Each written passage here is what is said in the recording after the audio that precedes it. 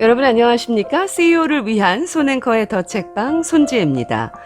지난 시간에 이어서 오늘도 밸류 매니지먼트 그룹 박형준 대표의 초연결 시대 플랫폼 마케팅을 위한 완전한 해답 BTS 마케팅 그 두 번째 시간입니다.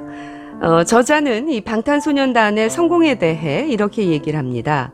이 방탄소년단의 성공 뒷면에는 오늘날 사회 문화의 흐름, 경영 환경의 변화, 그리고 현대 기업의 성공 공식이 숨어 있기 때문이다. 방탄소년단은 작은 기획사 소속이지만 쟁쟁한 거대 엔터테인먼트의 경쟁자들을 제치고 세계적 그룹으로 성장했다. 현대의 초연결 사회에서 사업을 시작하고 나아가 글로벌 시장을 꿈꾸는 경영자들은 이러한 방탄소년단의 성공 비결과 비즈니스적 원리를 반드시 짚어보아야 한다라고 얘기를 합니다. 그리고 이 방탄소년단의 성공 요소를 4가지를 꼽고 있습니다. 먼저 시장의 흐름을 읽고 세계 시장을 공략했던 타이밍, 그리고 소수 폐쇄 집단에 집중했던 타겟팅, 캐즘을 넘을 수 있었던 완전 완비 제품, 그리고 네트워크를 타고 전파될 수 있었던 화제성, 이렇게 4가지를 꼽고 있는데요. 네, 전 시간에는 타이밍에 대해서 말씀드렸고요. 오늘은 타겟팅입니다. 타겟팅, 1%의 고객에 집중하라. 방탄소년단은 사회적 약자를 감싸주고 그들을 위해 최선을 다한다. 의도적이든 의도치 않았든 명백하게 사회적 약자를 메인 타겟으로 한 것이다. 비나 원더걸스 등 과거의 K-팝 스타들은 북미 시장에 진출할 때 주류 고객을 메인 타겟으로 정조준했다. 충분한 자금력도 있고 실력에도 자신이 있었기 때문이다. 그러나 모두 실패했다. 방탄소년단과 기존의 K-팝 뮤지션들을 구분짓는 차이는 오직 타겟팅에서 판가름 났다고 해도 과언이 아니다. 마케팅 전문가인 제키 휴바는 몬스터 로열티라는 책을 통해 레이디 가가는 열성적인 1%의 집중에 성공했다고 설명했다.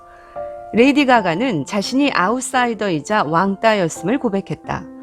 그녀는 자신과 같은 경험을 가진 아웃사이더를 대변하면서 핵심적인 지지 기반을 구축해 나갔다. 그러자 똑같은 상황에 처한 10대들이 그를 지지하기 시작했다. 레이디 가가는 기금을 내서 집단 따돌림 치료에 나섰고 학교 폭력에 반대하며 10대 자살 방지 캠페인을 펼쳤다. 이와 함께 20대로 지지층을 넓히기 위해 성소수자를 후원했다. 레이디 가가의 팬클럽 이름은 리틀 몬스터로 사회에서 괴물 취급을 받거나 배척당하던 이들이라는 의미다. 레이디 가가는 마마 몬스터라고 불리는데 리틀 몬스터의 보호자라는 뜻이다. 마마 몬스터가 사회적인 영향력을 발휘할수록 리틀 몬스터들은 더 단단하게 집결했다. 이렇듯 레이디 가가의 팬들은 강력한 지지 기반이 되었으며 사회적 파장을 일으키는 원동력이 되었다. 방탄소년단은 레이디 가가와 유사한 타겟팅 전략을 펼치고 있다.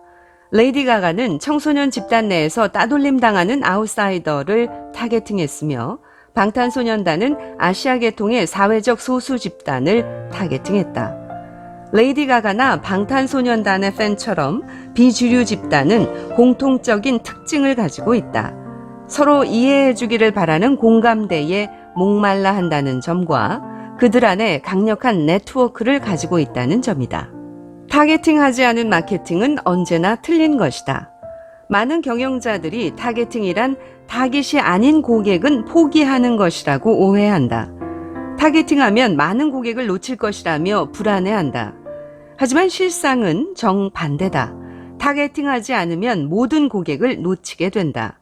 식당을 운영하는 경영자가 이 고객, 저 고객 모두의 요구를 만족시키다 보면 인테리어는 가족 고객, 맛은 학생, 가격은 직장인에게 맞춰져 누구에게도 맞지 않은 애매한 결과가 나오게 되고 고객은 그 식당을 찾지 않게 된다. 과거 공급이 부족한 소도시의 경우에는 남녀노소 다양한 고객이 하나의 식당을 이용할 수밖에 없으니 타겟팅을 필요로 하지 않았지만 공급이 늘어나고 도시화된 현재에는 타겟팅을 정교하게 해서 타깃 고객에게만 최적의 제품과 서비스를 제공하는 기업만이 살아남고 있다. 2000년대 초반 대형 기획사들은 보아, 비, 원더걸스 등 K-팝 스타를 앞세워 거대한 미국 시장에 진출하려 했다. 이때의 전략이란 미국 팝 시장의 메인 고객을 타깃으로 하여 물량으로 승부하는 것이었다. 거대한 규모의 시장이니 K-팝 스타의 실력이면 그 시장의 최소 1%라도 차지할 수 있다고 판단했고, 그 정도면 투자 대비 괜찮은 수익을 올리는 매력적인 장사라고 믿었다. 따라서 주류를 이루는 북미 일반 대중을 대상으로 대대적인 마케팅을 펼치고 내노라 하는 TV 프로그램에 출연하는 등 전방위적 공습을 가했다. 그러나 결과적으로 이 모든 노력은 실패로 돌아갔다. 어설프게 뜨내기 고객들이 K-팝에 관심을 가지는 정도였지 주류를 이루는 보수적인 미국 고객들은 생소한 K-팝에 관심조차 갖지 않았다. 자, 그렇다면 마케팅에서 타겟 고객을 정하는 원칙은 무엇일까? 첫째, 고객을 도미노처럼 쓰러뜨려라.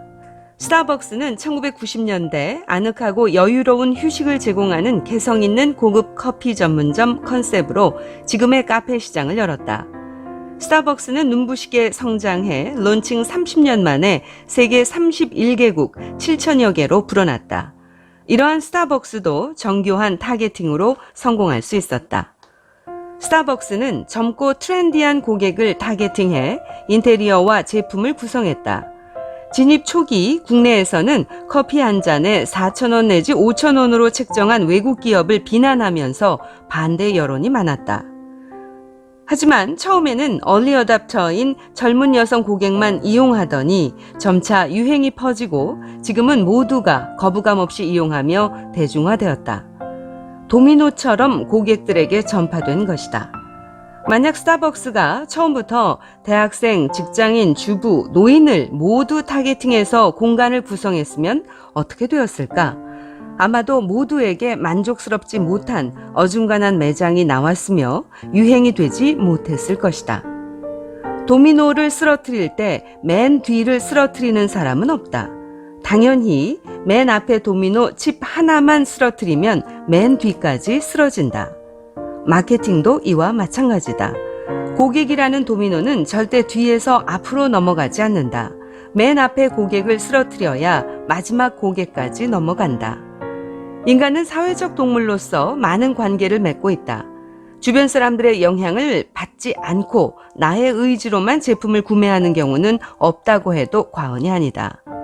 특히 현대와 같이 정보통신과 소셜 네트워크 서비스가 발달한 경우에는 의식적이든 아니든 주변의 영향으로 인해 구매를 일으키게 된다. 오늘날 네트워크 효과를 고려하지 않고 마케팅을 하는 것은 심각한 자원 낭비다.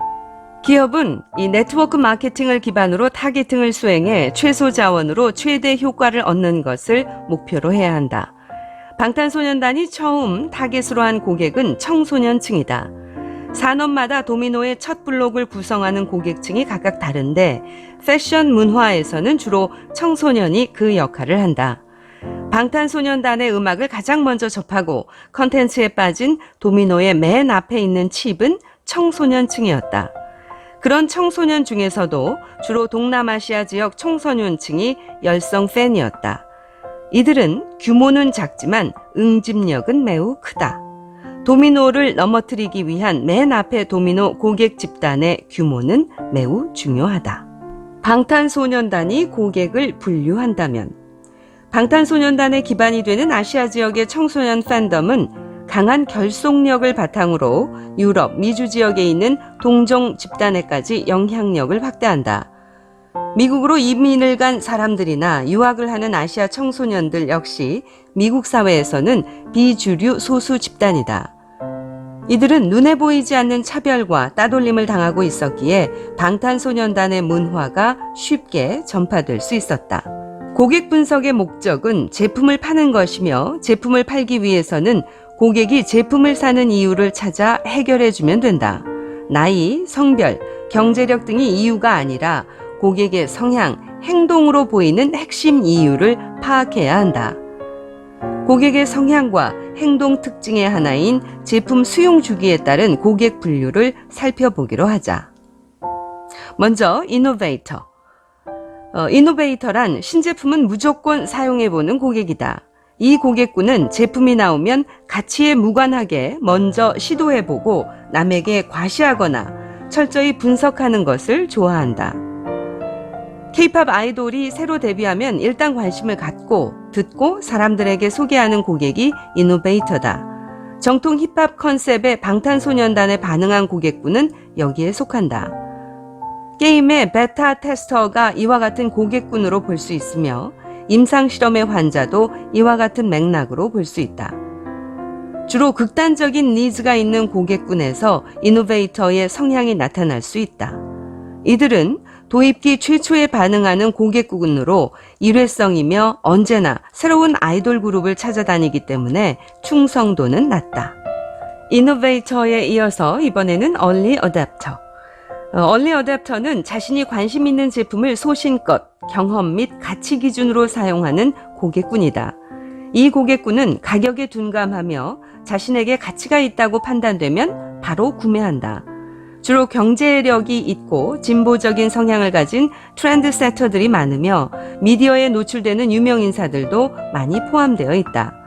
방탄소년단 데뷔 초기 2, 3년간 그들의 음악에 공감하고 꾸준히 음원을 구매하고 팬 활동을 하던 이들이 여기에 속한다. 주로 품질 좋은 음악에 민감하게 반응하지만 자신의 주관에 따라 비주류 음악도 거리낌 없이 사용하는 부류다. 얼리 어댑터는 경험이 가장 큰 의사결정 요소로 작용한다. 세 번째, early majority. 이 early majority는 초기 유행에 민감하게 반응하는 대중 고객군이다. 얼리 어댑터가 되고 싶지만 경제력이 없어 그들을 동경하는 고객군이다. 이들은 브랜드, 품질, 가격에 전부 민감하다. 일반 대중이 사용하는 기준으로 가장 까다롭고 합리적으로 구매한다. 이들이 구매하는 물품은 모든 검증을 철저히 통과했다고 믿고 일반 대중에게 급속도로 퍼져나가기 시작한다. 얼리 majority 중 가장 앞선에 있으며 남들에게 전파하기를 좋아하는 고객군을 스니저라고 한다. 이 스니저라는 단어는 본래 재채기하는 사람이라는 뜻이지만 마케팅에서는 새로운 것을 주변 사람들에게 퍼뜨리는 그룹을 말한다. 스니저는 early majority 중 가장 까다로우며 유행을 선도한다. 과거 K-팝 아이돌은 기본적으로 음악성, 외모, 뮤직비디오 등의 품질을 확보했지만 수익성을 위해 음원이나 방송 컨텐츠 등에 제한을 두어 가격에 민감한 스니저를 사로잡지 못했다. 반면에 방탄소년단은 높은 품질의 음악과 방송을 무료로 공급해 이들 스니저를 끌어들일 수 있었으며 이는 거대 폭발의 기반이 되었다. 이번에는 late majority. 이 late majority는 보수적인 고객군으로 대중 고객 중 뒤늦게 반응하는 고객군이다. 이 고객군은 유행을 따라가고 싶지 않지만 주변 모두가 변화하면 사회적 압력에 의해 어쩔 수 없이 제품을 구매한다. 이 고객군은 유행에 관심이 없으며 남들이 많이 하는 것을 믿고 따라하기만 한다.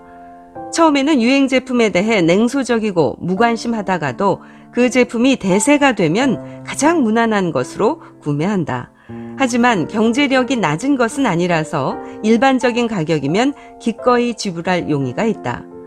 이 고객군의 가장 큰 관심사는 남들만큼만 하면 되고 나 혼자 따돌림 받기 싫다이다. 한번 믿고 구매한 브랜드에 대해서는 강한 충성도를 나타내 일반적으로 기업의 캐시카우로 분류된다. 그리고 레가드는 결코 반응하지 않는 고객군이다. 이 고객군은 앞에 얼리 어댑터와 성향이 비슷하다. 자신의 주관이 뚜렷하고 자기에게 가치 있는 제품만 구매한다. 네, 이렇게 해서 고객의 성향과 행동 특징의 하나인 제품 수용 주기에 따른 고객 분류를 살펴보았습니다. 역으로 나는 고객으로서 어느 군에 속하나 라는 생각을 해보기도 했습니다. 즉 제품이 출시되면 Innovator, Early Adapter, Early Majority, Late Majority, 레가드로 이어지면서 사람들에게 사용되게 된다는 것이죠. 자, 이번에는 노스페이스의 1% 타겟팅 비주류의 패션 시장 정복에 대해서 살펴보겠습니다. 노스페이스는 매출 2조 원, 정판율 90% 이상의 놀라운 실적을 자랑하는 패션 아웃도어 브랜드다. 지금은 유행이 지났지만 2000년대 후반에 고등학생들의 겨울 교복으로 불릴 만큼 대한민국 고등학생에게 크게 유행했던 브랜드다. 노스페이스는 어떻게 성장했을까? 많은 전문가들이 피상적인 이야기를 한다. 예를 들어 기능성, 투톤 컬러의 예쁜 디자인, 사람들의 감성을 자극하는 컨셉 등등 피상적이고 개념적인 분석을 한다.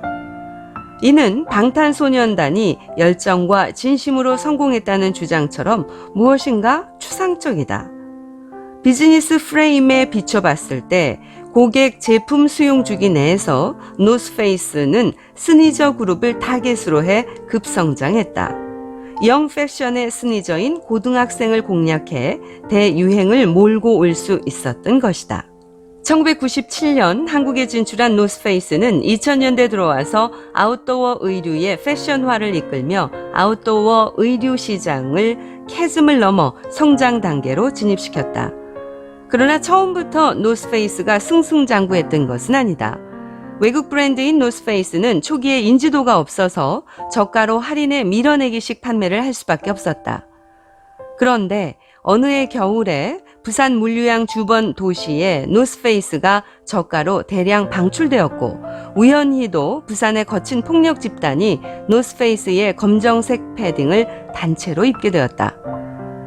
이것은 부산의 반항적인 남고생들의 눈에 들어왔다. 반항적 남고생들은 폭력 집단을 동경하고 있었으며 그들을 담기 위해 노력했다. 고등학생들은 폭력 집단의 패딩에 선명하게 찍힌 노스페이스라는 브랜드를 동경했고 똑같은 옷을 구매해 반항적 고교생이라는 집단적 우월감을 드러냈다. 이는 그 지역 고등학생들 사이에서 큰 화제가 되었다. 그들을 동경하던 또래들은 너도 나도 노스페이스를 구매하여 동질감을 표현하려 했다. 결국 나중에는 노스페이스 패딩을 입지 않으면 반에서 따돌림을 당하는 일이 발생했다. 어쩔 수 없이 평범한 일반 고등학생들도 노스페이스를 입게 되었다. 끈끈한 네트워크로 다져진 학생 집단에서의 유행은 부산을 잠식하고 대구로 번졌으며 이후 수도권과 서울로 상륙했다. 이후 노스페이스는 사회적 이슈로 떠올라 대중매체에 대대적으로 소개되었고 이것이 마케팅 효과로 작용했다. 결국 수도권 고등학생 대부분이 노스페이스를 입게 되고 이는 역으로 춘천, 전라, 강원 지방까지 유행이 전파되었다. 마침내 그 영향은 대학생 및 어른에게까지 전파되어 한국이라는 고립된 시장 전체를 장악하게 되었다. 이번에는 국민 히트 상품이 되는 비결에 대해서 소개합니다. 방탄소년단의 세계 정복은 노스페이스의 유행 전파 과정과 같은 원리로 진행되었다. 과거 고립된 국내 시장과는 다르게 초연결 사회의 흐름에 힘입어 전 세계를 하나의 시장으로 해서 유행 네트워크를 탔다는 차이밖에 없다.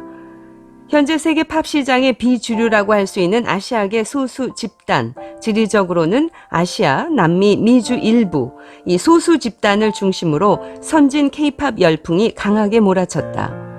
그리고 그들 사이에 유행이 번져 중심부인 한국의 메인 시장과 미국의 빌보드에 상륙했다. 일명 톱다운 방식이 아닌 버텀업 방식으로 메인 시장을 점령한 것이다. 재채기로 인한 나비 효과 스니저. 방탄소년단과 노스페이스의 사례에서 볼 수 있듯이 정보를 파급시키는 역할을 하는 고객군이 스니저다. 각 국가, 집단, 커뮤니티에는 빅마우스가 존재한다. 과거에는 집단에서 사람들을 자주 만나고 활발하게 활동하며 입소문을 퍼뜨리는 고객이 빅마우스, 즉 스니저의 역할을 했다. 그러나 시대가 바뀌었다. 2000년대에 들어와 인터넷을 통해 정보를 얻거나 구매하는 인구가 급증하고 SNS가 활성화되면서 일반인들이 직접 컨텐츠를 만들며 1인 미디어의 역할을 하는 경우가 많아졌다. 따라서 정보를 직접 만들고 화제성을 전파하는 온라인 사용자가 현대의 새로운 스니저 그룹으로 급부상했다. 얼리 어답터는 주로 개인적인 취향 및 경험을 솔직하게 기록하며 뚜렷한 자기 주관을 표현하는 그룹이다. 그중 그동안 정보 전달의 한계로 일반 대중이 알지 못했던 품질 좋고 저렴한 제품을 공정하게 소개하는 역할을 적극적으로 하는 부류가 바로 스니저다. 스니저는 상품의 가치를 정확히 판단하고 가격 및 브랜드와 비교해 합리적으로 선택한다. 이로 인해 많은 사람들이 스니저가 사용하는 제품을 믿고 따라 사용한다. 스니저를 어떻게 정의할 수 있을까? 제품마다 다르지만 일반적으로 스니저는 해당 제품의 사용자 중 상대적으로 까다롭고 나이가 어린 고객이다. 이런 고객은 새로운 문화를 쉽게 받아들이며 열정적으로 공부하고 비교하지만 경제력은 없는 부류다. 그러나 산업별로 스니저의 기준은 다양하다. 이렇듯 해당 제품의 타깃 고객군에서 가장 영향력 있는 집단이 스니저이며 이를 찾는 것이 중요하다. 스니저를 타깃으로 폭발적으로 성장하라. 2000년대 초 글로벌 대형 유통업체인 테스코는 한 가지 고민이 있었는데 바로 유아용품 판매가 부진하다는 것이었다. 당시 유아용품은 약국에서 파는 것이었고 약국에서 파는 제품을 마트에서 판매한다는 사실에 대해 소비자들은 불안감을 느끼고 있었다. 테스코는 이를 해결하기 위해 테스코 베이비 클럽을 만들었다. 베이비 클럽은 직접적인 홍보 메시지를 배제하고 임신 육아 관련 전문 정보와 함께 관련 상품 쿠폰을 고객에게 제공했다. 고객이 자발적으로 가입하는 베이비 클럽은 경험하고 싶은 욕구가 강한 얼리 어댑터들이 우선적으로 가입했다. 하지만 이 베이비 클럽의 멤버들은 매우 까다로운 고객이어서 비용은 많이 들지만 매출 증대가 일어나지 않고 수익에 도움이 되지 않는 집단이었다. 그러나 테스코는 전체 시장을 고려한 장기적 관점에서 투자를 지속했다. 점차 얼리 어댑터 고객들로부터 신뢰를 확보했고 이를 동경하던 스니저들도 베이비클럽에 가입했다. 베이비클럽은 강한 화제성을 낳았으며 스니저들의 입소문을 타고 급속히 확대되었다. 결국 테스코의 유아용품 시장 점유율은 25%로 상승했고 동시에 영국에서 새로 부모가 되는 사람들의 37%가 베이비클럽의 회원으로 가입하게 되었다. 테스코는 얼리 어댑터와 스니저를 타깃으로 하여 시장의 폭발적인 성장을 가져온 케이스다. 회사를 운영하는 데 있어 수익은 중요하다. 하지만 눈앞의 작은 이익에만 눈이 멀어 미래에 더 큰 성공을 보지 못한 경우가 있다. 만약 테스코가 투자 비용이 많이 들어가고 수익성이 낮은 베이비클럽을 포기하고 기존 우량 고객에게만 집중했다면 어떻게 되었을까? 아마도 현상 유지만 하고 전체 매출은 계속 지지부진했을 것이다.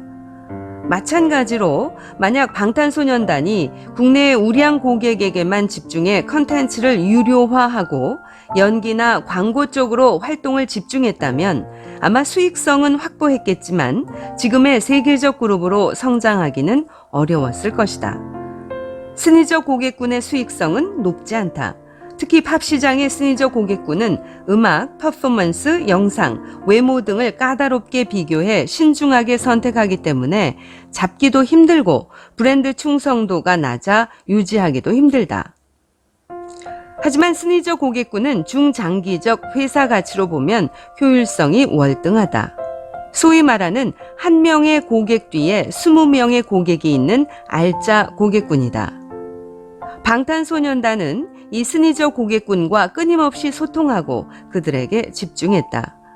스니저 고객을 만족시켜 대다수 고객을 만족시킬 수 있었으며 파급력이 강해 고객이 빠르게 몰리는 현상인 선순환을 가져왔다. 이렇듯 단기 수익 감소를 각오하더라도 스니저를 타깃으로 한 마케팅 전략을 펼치는 것이 중요하다. 특히 현대와 같이 정보통신과 소셜 네트워크가 발달한 시대에는 스니저 고객군의 가치가 더 높다. 자, 이렇게 해서 방탄소년단의 성공 요소 4가지 중 두 번째, 소수 폐쇄 집단에 집중했던 타겟팅에 대해서 말씀드렸는데요. 끝으로 전체적인 서머리를 좀 해드릴까요?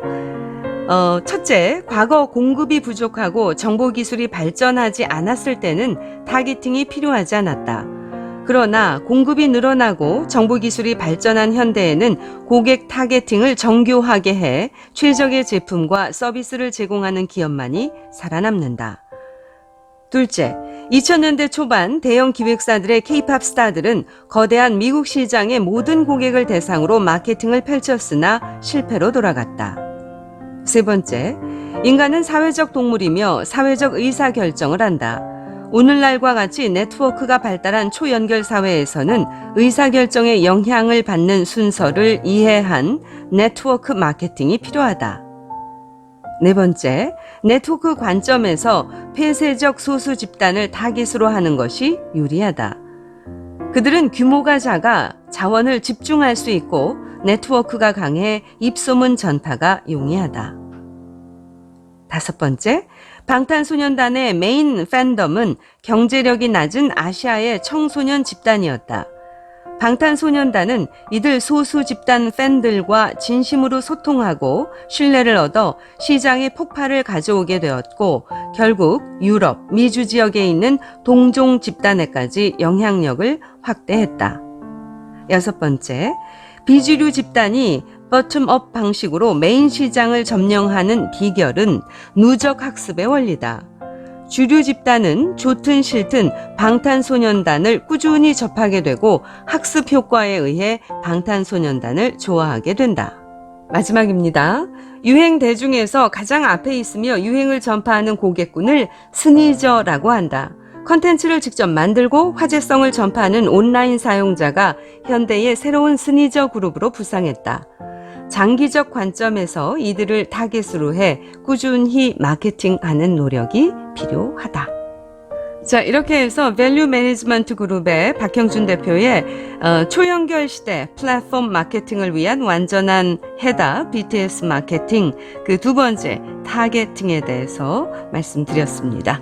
자, 지혜와 경험을 공유하는 CEO들을 위한 손앵커의 더 책방 오늘은 여기까지입니다. 3부는 완전 완비 제품의 조건에 대해서 말씀드리겠습니다. 3부도 많이 기대해 주시고요. 구독과 좋아요 꼭 눌러주세요. 지금까지 손지혜였습니다.